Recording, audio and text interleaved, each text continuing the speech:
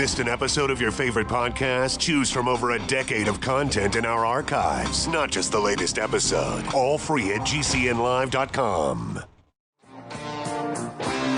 This is your call to action. Get prepared, America. Economy, survival, energy, disasters. This is USAPrepares.com. Informative radio, educational radio. Interact now by emailing instructor@USAPrepares.com or text at 434-390-7953. Class, please take your seats. Now, your instructor, Vincent Finelli. Everyone all set, cocked, locked, blissed? Dr. Shealy, are you blissed? I am blissed. I've been talking to you all along. Okay. Well, I think there might have been a knob that was turned down, a slider that was turned down, a switch that was turned off. But it's great to hear your voice, Dr. Shealy, and you are blissed. Wonderful. Well, I was thinking, before we start, do you have anything that you would like to share with our broadcast classroom worldwide? It'll take most of the hour, so I do, if you're ready to hear something most unusual. I absolutely, positively am. Well, about a month ago, I received a message from Chief Cloud Pilot of the Minha that he had just signed a treaty with the new nation of Royal Maya, a small group of islands in the Caribbean Sea that has just been released from Cuba. And according to him, the United States, China, and Russia, and the 47 other countries have recognized it as an independent nation. The king lives in Miami because they had been essentially estranged from Cuba. But he now wishes to build a magnificent hospital for all kinds of international people who want to come there for things they can't get in their own country, like this one. And I am to set up a, quote, medical board to certify physicians who are truly holistic and indigenous in their practices, and a consulate here in Springfield, Missouri, for the country nation of Royal Maya. That's the beginning. Wow. I am here. This is really neat. So we all may be moving. To the Caribbean, yeah. To the nation. Now, interestingly, within a week of that, Lee Cowden, who is the director of the Academy of Comprehensive Integrated Medicine, phoned. He was on his way to Phoenix to meet with the Akchin, A-K-C-H-I-N, Native American nation. And now we've had half a dozen conversations back and forth. It turns out that the Akchin nation has made an arrangement with Andrew Taylor Still Osteopathic School to set up a branch medical school in Phoenix to train physicians in the broader field of holistic and indigenous medicine. So now we're talking with them to see whether it's compatible for all of us to work together. Both groups, Royal Maya and the Akchin, wish to set up clinics in every state to offer this kind of indigenous medicine, which, of course, being part of the Native American religion, exempts us from all federal and state laws. That is absolutely earth-shattering. Wow, you've been really busy. Well, and so on October 15th, that weekend, the 13th or whatever, I'm flying to Phoenix to meet with the Indian nation there and see whether, it's something that can integrate all together. And is this a treaty that cannot be broken, as many have been in the past with our Native American friends? Well, the treaty with Royal Maya, obviously, theoretically shouldn't be broken. It has nothing to do with the American government. And yeah, I meant. What I was thinking of is it would be against the federal law. Way back now in the Clinton administration, the Indian nations came together and sued the federal government for $1 trillion. That's before we talked about trillions of dollars. And a law was passed that settled the suit, and the law exempted all Native American medicine men and women, if it's part of a sacrament of that church, from any federal or state law. And that has actually been gone to the Supreme Court under Roberts, and there is another tribe somewhere in Arizona which uses ayahuasca as a sacrament. And ayahuasca is a psychedelic drug, totally forbidden in this country. And the Robert Court said as long as it's part of the Native American church, they can't touch it. So those of us, Dr. Shealy, who are Nemenhah, are we exempt from state and federal law? Only as long if as we're practicing a sacrament of the Nemenhah church. Now, and does that include worshiping I have on been our properties? Well, worshiping would be, yes, also they couldn't touch that, I would think. But I actually am the keeper, if you will, of the sacrament of vibratory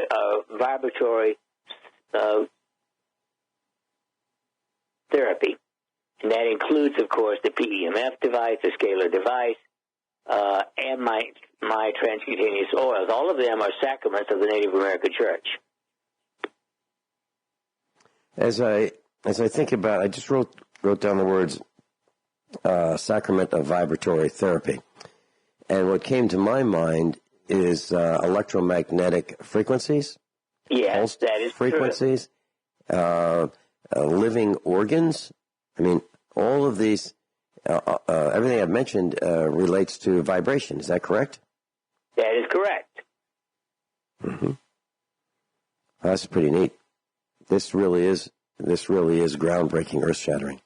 Well, one of the reasons, of course, that I was adopted into the Nemenhah 7 or 8 years ago is philosophically, I'm more in tune with the Native American concept of spirituality than any other church. To me, nature is sacred. Everything created by God is sacred. You know, Dr. Shealy, it's fascinating to me how I find that I think about things, and then instructors at USA Prepares will say the same thing that I've been thinking about without contact with the instructors, okay? So you're talking about spirituality. And the word that I've been using over the last few days is the Native Americans term Great Spirit. Yes, of course. And that's what you're talking about. Well, and Vince, remember scalar. To me, where this really integrates is with scalar energy. All empty space throughout the universe is filled with scalar energy. According to Bill Tiller and other physicists, in the empty space, the size of a helium molecule, there's enough energy to boil the ocean if it is properly tapped. Now that means to me, the power that we call God or divine is this scalar energy. At least it's a good part of the divine. And every time we breathe in this empty space air, it contains scalar energy. So if we focus our brain-mind plan, we have tapped into divine healing. So, Dr. Shealy, help me. Am I correct in thinking that according to the treaty signed with the Clinton administration, with the Native Americans, and the federal government that we, as Nemenhah, are exempt from federal assistance, and I'm using that word in tongue-in-cheek. Intervention. Intervention, threats, and so forth. Exactly. And taxes, and if we are practicing our sacraments. I don't know about the taxes part of it. I'd have to ask the chief. When I went in doubt, I asked Chief Cloud Pilot. That would be know about nice the to practice. know. Mm-hmm. That would be nice to know, because a number of our class are interested in setting up a village, and in Missouri, and every one of them whom I've spoken with believes exactly what we're talking about. They believe in the Great Spirit. Some people like me might use the term "my God" versus, the Roman Catholic God or the Baptist God. But, I happen to use the term "my God," and that didn't come from me. That came from Mike Ma, who is a pretty spiritual guy himself. However, he doesn't believe in some of the teachings that he's been exposed to as a young person as well. So it appears to me, Dr. Shealy, that many of us who are involved with USA Prepares have a feeling about spirituality that is different from the programming that we've received, and we refer to it as, and my word is "my God." Does that jive with your thinking that your God is different? Okay. Absolutely, no question about it. Mm-hmm. I like the idea of Great Spirit very much, but that is my concept of God. Mm-hmm. And you've written a book about your communication with G, your God. Exactly. Mm-hmm. Absolutely fascinating. Let's talk more about this when we come back with Dr. Norman Shealy, medical doctor, PhD ×3, author, broadcaster, farmer, Native American medicine man, Nemenhah. We'll be right back. Class, we're talking with Dr. Norman Shealy. He's in the front of the classroom today, and we're talking about the Nemenhah band of Native American Indians, tribes. And we're talking about the treaty that's been signed, and we're talking about the island nation. Dr. Shealy, do you plan to visit Royal Maya, Maya? Oh, yes, at some point I certainly will. Right now, I just want to wait but get all the details. I should be able to work those out after the visit to Phoenix to see whether there's any implication to work with them as well as with Royal Maya. But I want to get it all settled and the details about setting up actually a consulate right here in Springfield, Missouri. Wow. And so we're talking about a band of Native Americans and adoptees, correct? Yes. Nemenhah. Mm-hmm. I've already got two physicians who are eager to join, other than Sergey and me. That is really, really neat. Well, I have a feeling that this is just the beginning, and this is going to gather more and more steam and get bigger and bigger and bigger, because people are just fed up with the abuses and of the American government and its ancillary corporations. Absolutely, this is really neat. So, Dr. Shealy, can you tell us about what is involved in becoming Nemenhah? Well, actually, you have to apply for spiritual adoption. And long before the Europeans invaded the United States, or this continent, there were scores of different Indian tribes, and they often adopted people in order to improve the genetic pool, so to speak. They understood enough that they needed to spread the genes, so to speak. And they very frequently adopted people from other tribes. And so you apply to the Nemenhah to become spiritually adopted. And then there is a study of course. Now, it was already online and available when I joined, but I asked them to give me a special all-day course for 5 days to learn everything rather than spreading it out over weeks at home. And that was a wonderful 1 week of getting indoctrinated in the legalities and the rituals and the requirements, if you will, to become a Native American medicine man.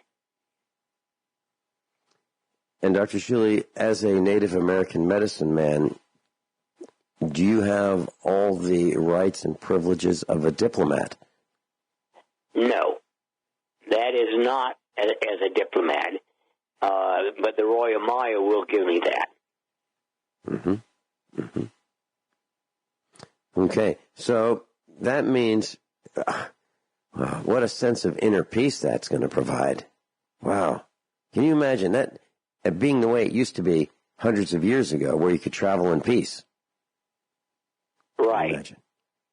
Wow. Well, it's, to me, it's really fascinating because, let's face it, I have a dear friend in Chicago who literally desperately needs intravenous vitamin C. Mm-hmm. Chicago, third largest city in the country, and yet he can't get intravenous vitamin C there. It's not like you're talking about ayahuasca. It's not like you're talking about magic mushrooms. It's not like you're talking about lysergic acid. You're talking about vitamin C, which is something that it's right. It's as ubiquitous as aspirin, right? But the pharmacomafia owns the FDA, literally stock, bonds, and gonads. The FDA is a pawn for the pharmacomafia, period. Okay, so when this patient that needs desperately IV intravenous vitamin C, Myers cocktail, for example, this is something that can be delivered through this treaty, through the Nemenhah, is that correct? Exactly. As a sacrament from a Nemenhah medicine man. I think I got it. We'll be right back. Dr. Norm Shealy's with us. Dr. Norm Shealy's with us, and we're talking about Nemenhah, Nemenhah. Nemenhah. And if you want to go to the website and learn more about Nemenhah, Nemenhah.org. Nemenhah.org. Dr. Shealy, Nemenhah is not anything goes with regards to chemicals and natural substances. For example, my understanding is there's a zero tolerance policy regarding the use of illicit psychoactive substances such as marijuana, peyote, and compounds like that. Is that correct? Absolutely, and I totally concur with that. However, I would assume, and please correct me if I'm wrong, that cannabis oil as a medicine is not part of the restrictions of Nemenhah. So CBD oil without the psychoactive or psychedelic attributes, you can use that as Nemenhah. That is correct. No THC. Correct. So this is not anything goes. This is not a free-for-all. There are codes of conduct, there are rules, there are policies, and I think that most of us at USA Prepares would agree with all of them. And Dr. Shealy, do you recommend that most people who think the way you do, the way Dr. Sergey Sorin, and the way I think, should consider investigating Nemenhah.org? Oh, absolutely. It is, to me, a true spiritual life. Mm-hmm. And can you give us a thumbnail sketch of what that means? How does one participate in this spiritual world of Nemenhah? What is a typical you day? have your daily practices. Now, for instance, as a medicine man or woman, you have a bundle which includes representatives, if you will, for the various techniques that are specifically sacraments of your working knowledge. And, you give thanks and prayer to the Great Spirit, or what most people would call God. And, of course, this Saturday we're having the Great Council meeting of the Nemenhah. Are you coming? Is that at your location? Yeah, it's out at the farm. Okay. What time is it? I think he said it would start somewhere between 9:30 and 10. Okay. Saturday. Yeah. Please put me down. Great. Mm-hmm. I'm looking forward to it. Okay. Yeah, and we so know all of this stuff about Roy Maya, of course, among others. Yeah. I find this absolutely fascinating that this has been able to have been accomplished. And I can just see this trend sweeping and gathering more steam. I can just see it. And I'm all excited about it. I really am. Because this is the way we live. And even though many have not considered Nemenhah, maybe not even heard of it, they probably live much of the way that we do anyway. Would you agree with that, Dr. Shealy? Oh, absolutely. Mm-hmm. Fairly simple. Okay. And what is involved in becoming a medicine man or a medicine woman, Dr. Shealy?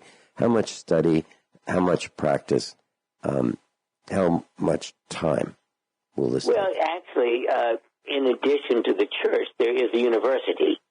Mm-hmm. And if you do not have any specific, let's say, healing techniques, then you enroll in courses through the University of Nemenhah. Mm-hmm. And it could take, 1 to several years, depending on what you're learning. They have their own, for instance, body work that's very different from regular massage. Mm-hmm. And of course, Chief Cloudpilot is also a naturopathic physician, and so that will be included on our medical board. Our medical board would include the broad field of holistic medicine, as well as naturopathic medicine, as well as certain indigenous techniques. Mm-hmm. And how many members of Nemenhah would you say, as a percentage, are just everyday people? Oh, I would say the vast majority. I would guess 90%. Mm-hmm. This is fascinating. I'm looking forward to it. So Saturday, between 9 and 10 at the farm. Now, will this be in the chapel? Yes. Okay. At the Holos building, yes. Mm-hmm. Okay. I'll be there. What else would you like to share with us, Dr. Shealy? Well, basically, the ongoing project with our addiction treatment with our chakra sweep PEMF is going fantastically well. And I have been accepted to give a talk on that in Las Vegas, December 15th, at the annual meeting of the American Academy of Anti-Aging Medicine. And that's the largest physician group outside conventional medicine. Wow. And how do we get more information about your accomplishments there? Will you be telling us what's happened, when you come back? Well, of course, much of this stuff is on our website, Shealy Wellness, but it's stuff that, is available there. And I am giving talks in the rest of the year in Riston, Washington, Woburn, Massachusetts, Houston, Texas, Orlando, and Las Vegas. Will you be traveling with anyone else from the Menha? Sergey will be going with me to the meeting in Phoenix, for instance, and to the one in Orlando and the one in Las Vegas. And we're talking about Dr. Sergey Sorin, who practices medicine with you in Springfield, Missouri, and class. He is an ER doctor, emergency room doctor. And I got to tell you, I can't think of any profession that is more stressful than being an emergency room doctor, because life and death is in your hands by the second. Dr. Shealy, am I exaggerating? No, that is true. Mm-hmm. Mm-hmm. And as I was thinking about that, I was also thinking about the Church of Nemenhah, and I wonder if by participating in the beliefs, in the sacraments, in the prayer, in the meditation, in the daily lifestyle, that a person would tend to live longer just by being involved in this lifestyle than not being involved in lifestyle. I believe, and I can't prove it, Dr. Shealy, but I'd love to hear what your thoughts are. Do you think that the Menha would live longer on the average just by lifestyle? Yes, I absolutely do. And that's been proven to a greater or lesser extent. If you look at just attitude, the number one attitude that I find with the Native American religion or spirituality is being at peace, detached. Mm-hmm. Yeah. And live and let live. Oh, of course. Avoid overcomplication, avoid stress, eliminate the things that you don't need, and avoid greed. Right, all of the above. And it's part of, actually, conscientiousness. Mm-hmm. Mm-hmm. Thinking things through to make sure that you don't make unnecessary mistakes, plan your path, think clearly, and don't avoid being impulsive. I think that's part of what we're talking about. Exactly. All of the above. And Dr. Shealy, one of the questions I wanted to ask you today, and this is something that I've been thinking about for decades, and that is, and I haven't asked anybody this that I can recall, and I wanted to ask you, but I've been thinking about this particular topic. What advice would you give a young person? And here's why I'm asking this. In the past, I've been asked to speak to high schoolers and tell them about computer science, for example, and what's involved in computer science. I'm talking about career day, where many walks of life show up, and the insurance guy will be there, the banker will be there, the guy who has a lawn care business might be there. Many walks of life will be there. Teachers will be there, and they'll teach these young people what it's like being in their particular walk of life, their profession, if you will, their passion. But I've never really heard anyone talk to young people and say, here's the advice that's kind of universal for all, and maybe you should pay attention to this because it can make your life a lot better, a lot more pleasant, a lot more fruitful, a lot more productive if you follow these few words. Do you have words for that kind of advice? Oh, yes. Again, my biggest advice is my biggest philosophy. if there's, we'll finish after this. Okay. Yeah, we'll finish this discussion after the break, and we'll get on to some medical questions. We're with Dr. Norm Shealy. If you'd like to find out more about Nemenhah, NEMENHAH.org, O-R-G. We'll be right back. That's Dr. Norman Shealy is with us, normshealy.com, NORMSHEALY.com.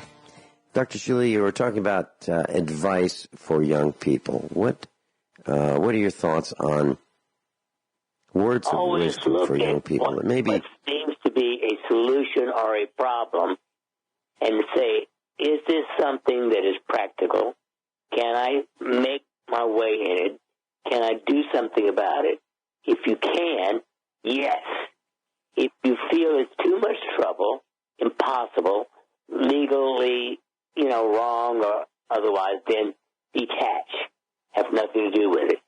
Do not allow yourself to become irritated, anxious, guilty, depressed, angry over things you cannot possibly change. And you'll live longer by doing that, right? Oh, absolutely. Mm-hmm. Yeah, I was thinking, I wrote down some notes during the break, just some words, and I was thinking, what would I advise? And I came up with this. Learn all you can about history, economics, science, which would include chemistry and physics, language, the use and roots of words, mathematics, the fundamentals of psychology, electricity, building skills, astronomy, computer technology, farming, which includes agriculture and raising animals, automotive technology, weather, biology, medicine, health, starting a business, public speaking, the tax code, the art of negotiation. Dr. Shealy, the list is almost endless. Oh, yeah. And things of course, that we should be. This is why we have 12 years of grade school and 4 years of college and 3 to 7 years post-bachelor degrees in order to cover so many different aspects. Mm-hmm. Mm-hmm. And it's complicated, and the more we know and apply what we know conscientiously, I believe the better off we're going to be. And I'll tell you a story. I probably shouldn't tell you this. I'm talking about I shouldn't tell the class, not Norm Shealy. I would certainly tell Norm Shealy this, but I probably shouldn't say this, but I'm going to say it anyway. So yesterday I was teaching a class on, it was a very small class, actually one person, and I was teaching about automotive mechanics, and we were rehabilitating a camper trailer for someone who was going to use it as a home. So this camper trailer is going to be the place where someone who knows of us is going to be living. And one of our instructors and I were trying to make this camper trailer as near perfect as we could. We wanted everything to work. I'm talking about plumbing, heating, and the camper had been setting for a while, and the hot water heater didn't work right. The refrigeration didn't work right. And so we needed to gain access to some of these panels to get behind them to work on them. And one of them was locked. It needed a key, which we did not have. Now, the owner of the camper was with me, but we needed to get into this locked door. Now, there's a couple of ways we could have done it. We could have used a crowbar, we could have used a hammer, we could have pried the door off, or I could have relied on some skills that I learned many, many years ago about how locks work. Needless to say, I got a couple bobby pins, and I took out a file, and I made a set of lockpicks, literally, from memory. I literally made a set of lockpicks from memory, out of a bobby pin. And I said, I think I can do this. And within 5 minutes of thinking about it, we had the door open. And it was all based on what I had read, what I had learned, and I thought, yeah, I remember seeing what they look like on, images. What I'm saying is that was knowledge that I had stored, that's knowledge that I used, and it worked. Now, I'm not suggesting that we, use them illegally, but these are for our purposes, and I no longer have them. Bottom line is, there are a lot of things you can draw from what you've learned and apply it when you need to in a situation. Was it an emergency? No, but was it convenient? Yes. We'll be right back with Dr. Norm Shealy. Everyone all set? Cocked? Locked? Hour number 2 of USA Prepares with Dr. Norman Shealy, medical doctor. Dr. Shealy, I don't know if you heard during the top of the hour news, it just went by that there's a nuclear power plant that's being shut down today. Oyster Creek, New Jersey, deemed the oldest nuclear power plant in the United States. And the spokesperson from Exelon, company that owns it, says it's always been safe. I beg to differ. I would say it's never been safe. Dr. Shealy, have any comments on that? Well, I consider nuclear energy the most insane creation of humanity since the beginning. We cannot control it. Yeah. We have no way of getting rid of it. It is a danger every moment of every day. Other than that, Mrs. Lincoln. And what I was thinking, yeah. And when I think about nuclear energy, I really think it's got to be the stupidest thing that we've ever done. And I liken that to someone who builds an automobile for the first time. And they build it, and they say, it's pretty neat. It can go forward, and if we work on it a little bit more, we can make it go in reverse, and we can steer this thing, and it really works well. The only problem is that the exhaust is deadly. It will literally kill you. And we have no way of dealing with the exhaust from this automobile. But yet, it's going to produce it, and maybe we can capture it. Maybe we can attach a big bag to it and capture the exhaust in the bag. And then we don't know what we're going to do with this bag of exhaust, but at least it won't get loose unless the bag gets a hole in it. I mean, is that an analogy to nuclear power? I think it is, because the byproduct of nuclear power is nuclear waste, and we don't know what to do with it. We can bury it. We can dig a big hole, and we can put it in the hole, and it's there in the hole, but it's still deadly. Yeah, it's horrible. Right. It is, in my opinion, insanity is doing things over which you cannot possibly have control. It's insanity. Total agreement, Dr. Shealy. I was reading an article about it. Right. I was reading an article about diet or poor diet, and this is on dailymail.co.uk. Headlines: shocking.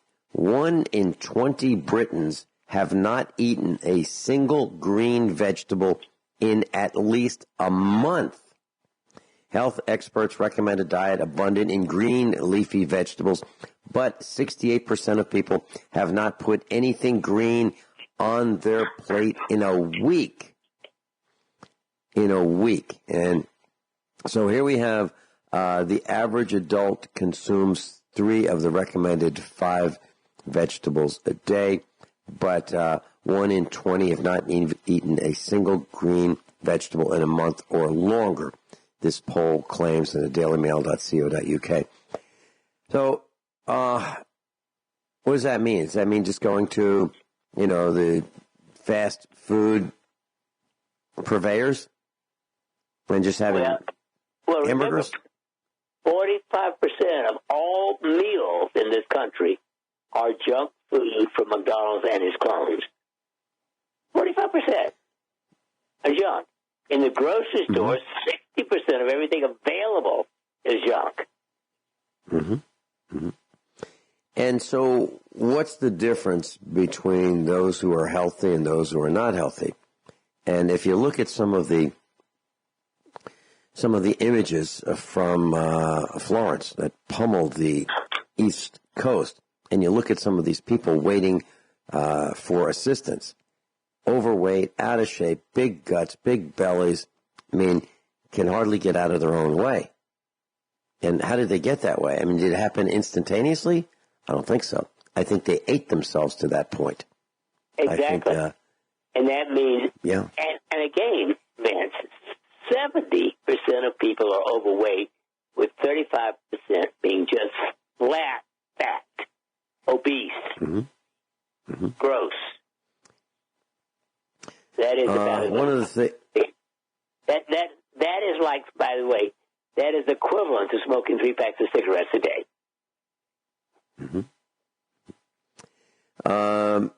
There's a survey in this article, and it says, what vegetables have we tried? Survey showed that 53% of Britons polled have never tried okra. Okay. 37% have never sampled an artichoke. Wow. You know, my mom used to make stuffed artichokes, and she would cook them, and they were the neatest things. You'd peel off these leaves, and you would put this leaf in your mouth, and your bottom teeth would pull off the soft part of the artichoke leaf. They were great. Dr. Shealy, you remember that, right? Oh, it's a delicacy. I mean, that is a treat. Absolutely. And 13% have never tried eggplant. Wow. Well, maybe all my favorite foods: eggplant, artichokes, okra. Yeah. Amazing. So people are eating themselves sick. And well, that's what we're saying. They're going to these fast food joints, and, they used to be cheap.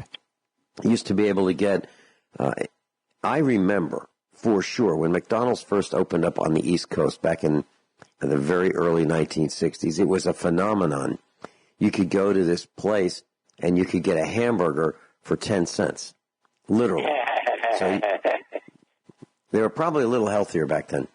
Then you could, if you really want to augment that hamburger with some French fries, they were 12 cents.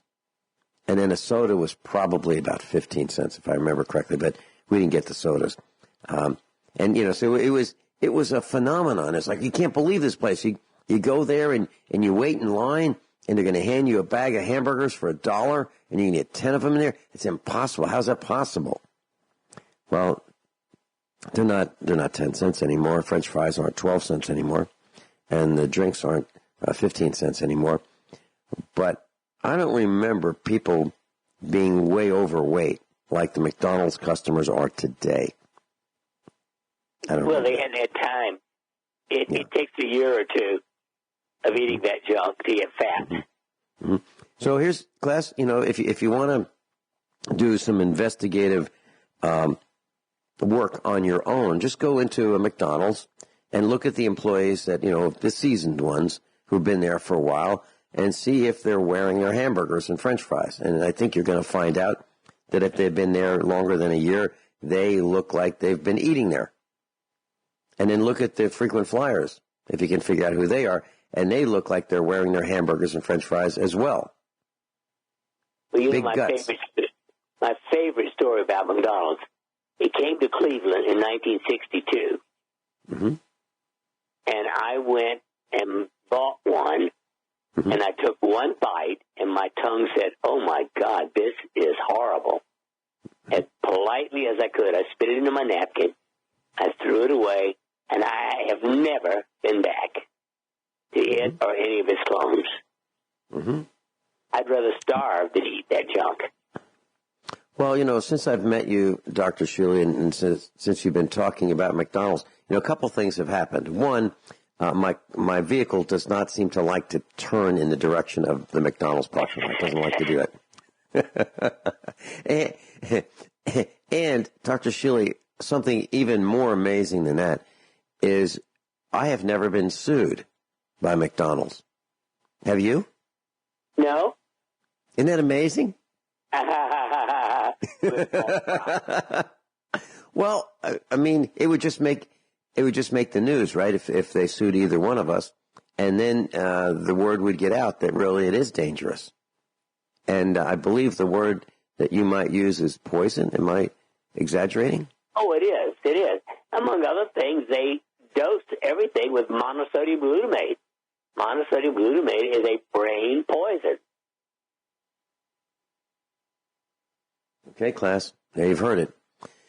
Well, so people in England, United Kingdom, are not eating their vegetables. And Dr. Shealy, you said something that is really quite noteworthy on several of the broadcasts with me. And that is that the color of the vegetable has a lot to do with how nutritious it is for us. Oh, and absolutely. Okay. So the darker the green, the purples are better, generally speaking, than lighter colors like iceberg lettuce. Is that correct? Absolutely. Now, you can buy lettuce now, of course, that has red and even purple color in it. Okay. So Dr. Shealy, as a result of, that discussion that we've had on the air, when I look for onions, I'm thinking, well, we can get white onions or we can get red onions. Let's go for the red onions. When we get lettuce, we can get iceberg or we can get a reddish leafy lettuce. If we get grapes, we can get green grapes or we can get dark, almost black-colored grapes. And what we've been going for is the darker the color, the dark-colored grapes, the dark-colored lettuce, the dark-colored onions. Is that the direction that you have been advising? Am I taking what you said the right way and executing it? Absolutely. Right on. Okay. Target. Okay, class. Is there... And you mentioned... or this article mentioned kale, and you've mentioned kale as one of your favorites as well. Well, our son makes a really great potato soup, and I like it with washed, chopped kale, and he adds it at the last minute, and it's crunchy. It's small bits of it. It's a lot of it, but it's in small pieces, and it really, really makes the potato soup even better. So let's talk a little bit about kale when we come back with Dr. Norm Shealy. Dr. Shealy, there's an article on Daily Mail. I'll post it on the website, usaprepares.com. And it says the World Health Organization has ranked 185 countries by how many cases of cancer they'll receive this year. Australia, number 1. New Zealand, number 2. United States, number 5. And the experts, goes on to say, experts say unhealthy modern lifestyles are fueling the rise in the disease as well as people living longer. And it says, while cancer is most common in Western countries, deaths are higher in Africa where health care is worse. Continues on to say, eating unhealthy diets, which is what we're talking about at McDonald's and its clones, eating unhealthy diets with processed foods, not exercising, Dr. Shealy talks about that all the time, drinking alcohol and smoking tobacco, Dr. Shealy talks about that all the time, are major but avoidable causes of cancer. So, if you want to get cancer, here's what you do. Eat an unhealthy diet with processed foods. I would call them extruded foods.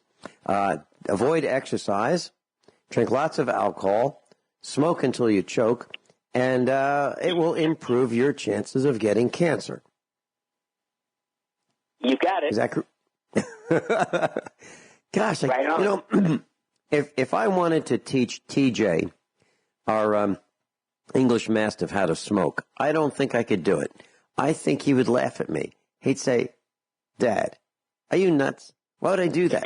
Why would I light up that stick and put it in my mouth? Why would I do that?" So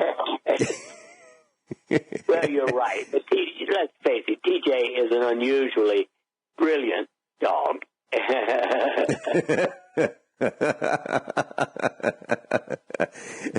So, Dr. Shealy, 10 countries with the highest cancer rates. And, so let me mention these and then see if advances in civilization tie to these cancer rates. Australia, number 1. New Zealand, number 2.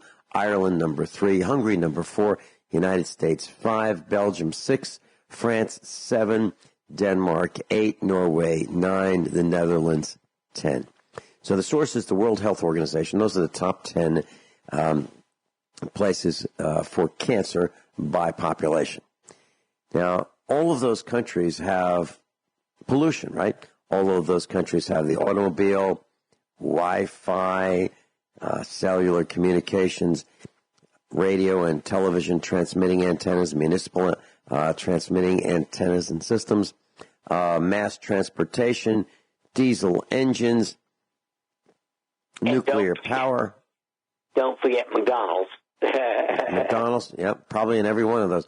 Now, the 10 countries with the lowest cancer rates, the Gambia, Niger, Yemen is number 3, Republic of Congo 4, Timor-Leste, if I'm saying that right, number 5, Tajikistan 6, Bhutan 7, Djibouti 8, Sri Lanka 9, Saudi Arabia 10. So those are the countries with the least amount of cancer, according to the World Health Organization. So to me, it seems the more advanced society is, the greater the risks of cancer seem to be. And it really seems to track air pollution, water pollution, fast food, extruded food, stress, unhealthy lifestyle, smoking, drinking, all the things that some people would think are a lot of fun.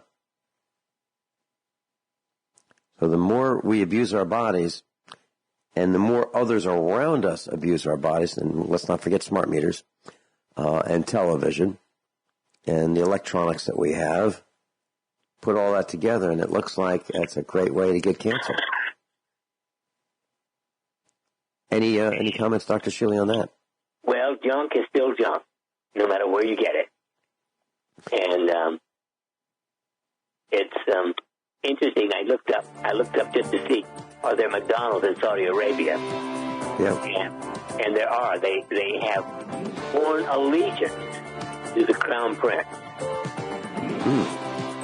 I wonder what that means. Sworn allegiance to the Crown Prince. We'll be right back. And I'd like to talk about what happens if you get an organ. Can you get a disease that the donor had?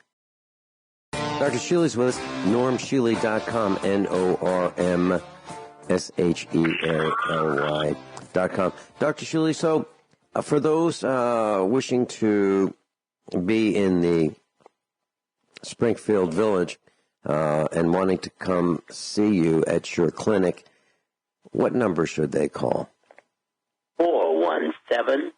417-351-5221.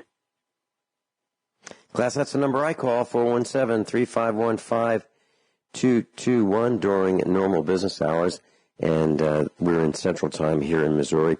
Dr. Shealy's clinic is in Springfield, Missouri, 417-351-5221. You might want to write that down, 417-351-5221. It's also available on the website, normshealy.com, and USA Prepares. Dr. Shealy, very quickly, kale. And kale, K-A-L-E is how it's spelled, class. It's a leafy vegetable. It's kind of like, cabbage or broccoli or, that type of vegetable. It's crunchy, and sometimes it has green leaves, dark green, or purple. It can have a smooth or a curly shape. But the vitamins, wow, it's got vitamin A, vitamin K, C, B6, manganese, calcium, copper, potassium, and magnesium. Now, you can get a nice dose of all those vitamins by just eating a cup of kale a day, and it's got fiber in the stems. So, Dr. Shealy, is that about what you'd recommend, or do you recommend a different? No, absolutely. It is literally my favorite vegetable. I don't know why. It just has been for probably 40 years. And I even keep a dried kale powder in case I ever run out of the fresh stuff. Okay. Kyle in Montana, welcome. You're on with Dr. Norm Shealy. Just wondering, Vince, if you heard the new millennial definition for live green food. I can't wait. It's a Big Mac that's been left underneath the seat for about 3 months.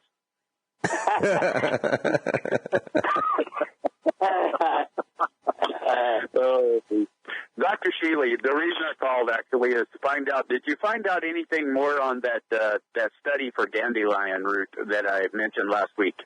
I did indeed, and I am now drinking dandelion root tea. It is unequivocal.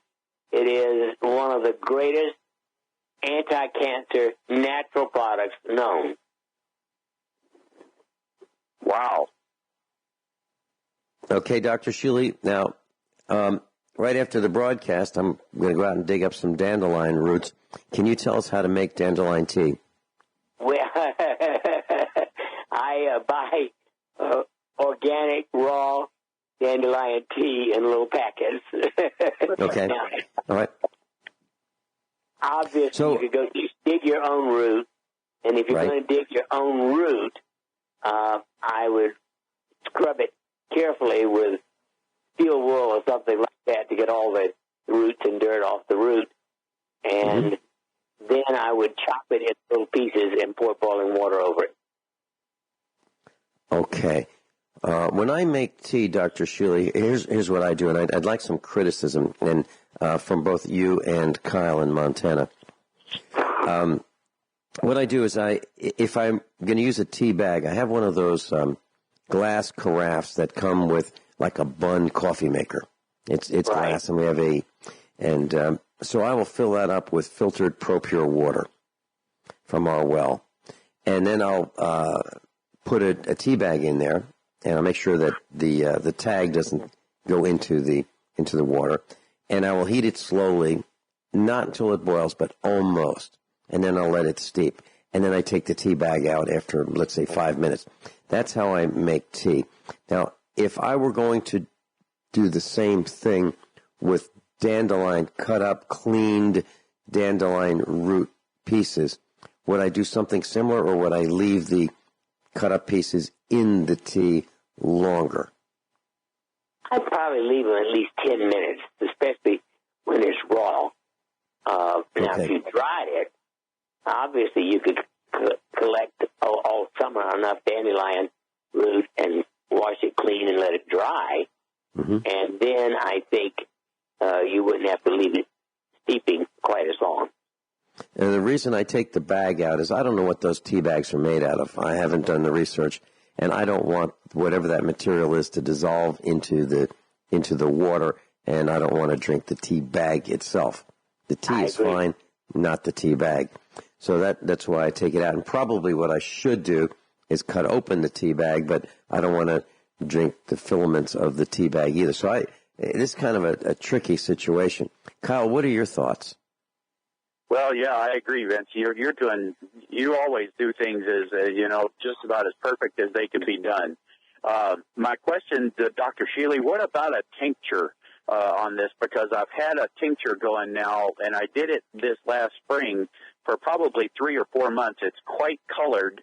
I mean, kind of a darker tan from all the dandelion root that I put like maybe 15 different longer cut up roots in there, and 50% vodka and half and distilled water then with that, and it's been soaking for, I don't know, months. But did the did the report that I mentioned to you say anything about whether it would be better as tincture or tea or raw, or did it have any preference?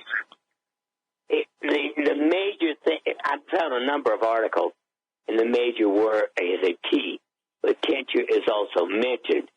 Now, personally, I just don't particularly like the taste of tinctures. Okay.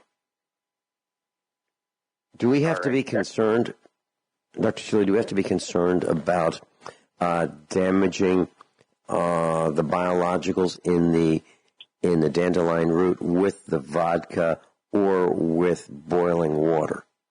Not that we know of. That this has never been proven, to my knowledge, to be of a harm. I just don't like the taste of the alcohol tincture. Okay. And the dandelion tea, by the way, is quite good. It tastes just as good as English breakfast. And do you suggest we consider adding honey to it, or just drink it plain? Well, I don't care for the honey in it. It tastes pretty good to me. It's quite good, in fact. Just plain, no honey. Okay. But I'm not opposed. You need honey. Okay. Okay. Logical progression of this is I'm thinking back to my mom back in the 60s, and she would, if she were making broccoli, she would save the broccoli juice, put it in the refrigerator, and that would be a beverage, where some people might, I don't know, drink sweetened tea or something like that. She would just have broccoli juice in the refrigerator. Is this something that we could drink as a beverage? Oh, absolutely. Excellent. Interestingly, one of my favorites this summer, I've had the best crop of lettuce throughout the summer I've ever had. And one of my favorites is to put a handful of lettuce into a blender with some apple juice and drink that. The lettuce apple juice is really delicious. I'm going to have to try that. Kyle, your thoughts on any of the things that we've been discussing, dandelion roots, kale, so forth? Yeah, it's just something that, I think ought to be over on the front page of every medical journal there is, and I think it's rather ironic because, like I mentioned last week, that people are trying to kill this stuff off, and I'll bet you probably 10% of the people that are trying to kill it off so hard got cancer, and it's growing right in their front yard. The possible cure to their disease. I told my wife, I said, what a dichotomy. It's ironic that we have so much of this stuff around growing. And I mean, I know when we pull it in the spring, because we'll get dandelions that grow around here like crazy, and we pull it all in the spring. We pull a lot of it, I should say, and you can't kill it off, and we'll throw it to the ducks and the chickens, and they eat it like they're dying to get it. Mm-hmm. As you're saying this, Kyle, I was thinking about a product that when I was growing up back on the East Coast, back in the 60s, we had a neighbor, and our neighbor had the best looking lawn in the entire neighborhood. I mean, his lawn was number one in terms of what it looked like. Golf course, perfect. And right next to his lawn was our lawn. And our lawn, now he used Scott's brand weed and feed. Those dandelions, they didn't stand a chance. Right next to his lawn was our lawn with all these yellow dandelions in it, right? If his was number one, ours was number 100 in terms of the way it ranked in terms of golf course type lawn. But my mom had a tool, which I still have, which is like this long shafted thing with a V fork on the end, which was a dandelion root device. And you stick this in the ground on a slight angle, and you push it into the ground, and you can lift out the dandelion. So we had dandelion salads, dandelion wine, dandelion. And my mom outlived our neighbors. And so did my dad. So there really is something to this, Kyle. And I'm going to do some more research as well. And I was thinking that a great person to have on the air to talk about how to make some of these dandelion items and foods would be Kyle and Sharon from Montana, your roommate. What do you think? Yeah, it's fine. Yeah, we'd be glad to do whatever, Vince. It's great. Yeah. I really do enjoy having Dr. Shealy on here on Mondays, and the questions and stuff that come up, and it's like, it's pretty amazing, Dr. Shealy, and this is just not to toot your own horn, but a guy that has so much knowledge as you have and studied as much as you have, and yet you take new ideas faster than probably anyone I have met. That's pretty cool. I'll hang up and let you guys finish up the program later, but thanks again, you guys. Well, hey, I'm really grateful for having been introduced to that. I knew dandelion leaves were good, but now I know about the roots, and I'm drinking 3 cups a day of dandelion root tea. Class, I try to use the commercial breaks productively. Now, I know I should be listening to the commercials, but I can't always do that. So sometimes I have to leave the studio during the commercial breaks, and I couldn't help it.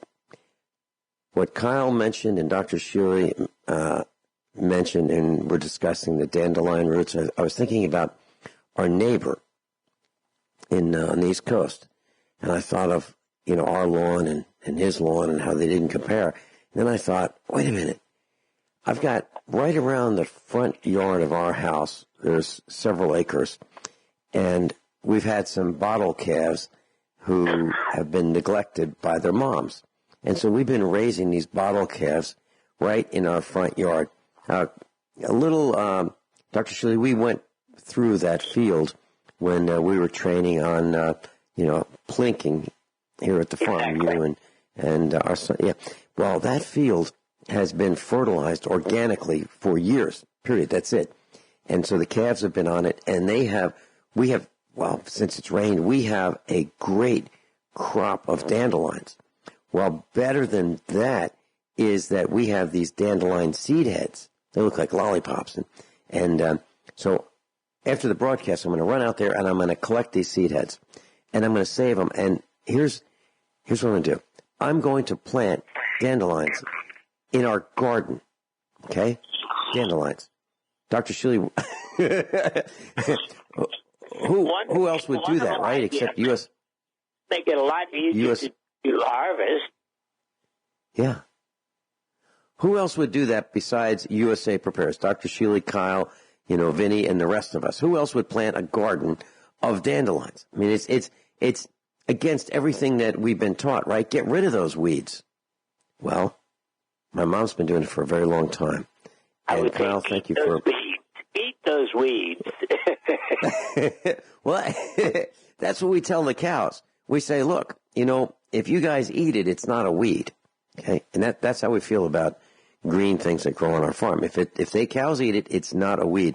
But literally, Dr. Shealy, I'm going to gather these seeds, I'm going to save them, and I'm going to grow them in our garden. And then I'm going to make dandelion tea. I really am. Heck, it is so darn good for us. It's hard to see why we wouldn't want to have dandelion tea, right? According to what I've read, it strengthens bones. It's enriched with minerals such as iron, zinc, magnesium, calcium. It detoxifies the body, helps with weight loss. I don't quite have that problem. It prevents chronic diseases. It promotes blood circulation. It delays the occurrence of diabetes. It improves digestion, reduces inflammation. And I didn't read the part yet about it increases the IQ 10 points, but that would be the icing on the cake. Because I could sure use an extra 10 points. I'm running on empty. No, hardly.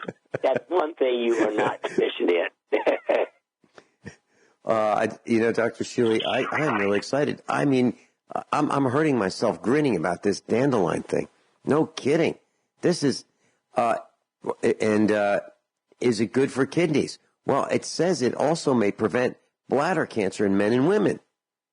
Bladder cancer. That's one of the major cancers that it prevents. What, Dr. Shealy, what else is dandelion, dandelions, dandelion roots, dandelion tea, dandelion salads, dandelion sandwiches? My mom used to put put the dandelion leaves on sandwiches. You know. Oh, yeah. She would never eat. At least as good as spinach. Mm-hmm. She would never eat iceberg lettuce. She'd say, there's no nutrition in iceberg lettuce. You know, it just looks like lettuce, but it's not worth eating. You know, I think the Great Depression was really good for America in a lot of ways because it brought out the resourcefulness in a lot of families. Because my grandmother, who raised my mother, and her brothers had a garden. It was, you know, as good as any. I mean, it was really good. Wood ashes and all that. So that's what's on our front yard, our front field, I should say, and that's what's in our garden. I'm really looking forward to this, Dr. Shealy. I'll let you know how it turns out.